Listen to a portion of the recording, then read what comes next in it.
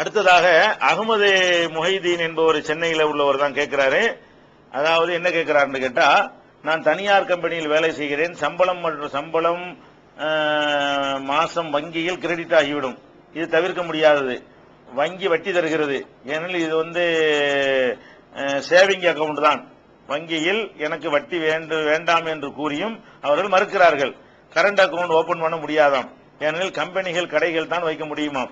தனி மனிதர்கள் current account வைக்க முடியாது அப்படின்னு சொல்றாங்களே, இது என்ன செய்யறேன்னு கேட்கிறார். அதாவது நம்ம வட்டியில நம்ம முழுசாக தவிர்த்து கொள்ளணுங்கிறதுல மாற்று கருத்து கிடையாது. ஆனால் இவர் சொல்லுகிறபடி சில வங்கிகள் நம்ம சம்பளம் தர்றாங்கன்னா பேங்க் மூலமா தான் சம்பளம் நமக்கு வருதுங்கும் போது நம்மளை அறியாம நமக்கு என்ன செஞ்சிடறாங்க, நம்ம விரும்பாமலேயே நம்ம அக்கௌண்ட்டுக்கு என்ன செஞ்சிடறாங்க, நம்ம பணம் அங்க இருக்குமேனால் வட்டி போட்டுறாங்க. அப்ப வட்டி போடும்போது நான் என்ன பண்றது, நான் வேணான்னு சொன்னாலும் போட்டுறாங்களே அப்படிங்கிற ஒரு குறிப்பிட்ட வங்கியை சொல்லி இருக்கிறாரு. ஆனால் நீங்க நம்ம நாட்டில் நிறைய வங்கிகள் இருக்கிறது. எங்களுக்கு வட்டி வேண்டாம் என்று நம்ம சொன்னால் வட்டி இல்லாமலே நம்முடைய கணக்குகளை அவங்க என்ன செய்வாங்க, மெயின்டைன் பண்ணக்கூடிய வங்கிகள்லாம் இருக்கத்தான் செய்கிறது.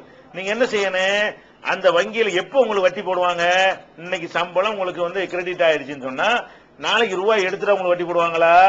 வட்டி போடுவதற்கு ஒரு குறிப்பிட்ட கால அளவுக்கு இருந்தா தான் வட்டி போடுவாங்க. ஒரு வங்கியில் அப்படி மாறின உடனே உங்களுக்கு வட்டி போட மாட்டாங்க.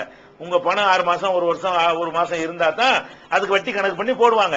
அப்ப எந்த வங்கியில கம்பல்சரியா உங்களுக்கு வட்டி போடுவாங்கன்னு தெரிகிறதோ, வேணான்னு சொன்னாலும் கேட்க மாட்டேங்கிறாங்களோ, அந்த வங்கியிலிருந்து சம்பளம் போட்டோன்னு எடுத்துப்புட்டு எந்த வங்கியில வைத்தால் வட்டி இல்லாமல் சேமிக்க முடியுமோ, வேண்டாம் என்று எழுதி கொடுத்தால் வட்டி போடாமல் நம்ம சேவிங் அக்கவுண்ட் வைக்கலாமோ, அந்த மாதிரி வங்கிகள் இருக்கிறது விசாரித்து அதுல கொண்டு நீங்க போட்டு வைத்துக் கொள்ளலாம். அதுல எடுத்து உங்க கையில வச்சுக்கலாம்.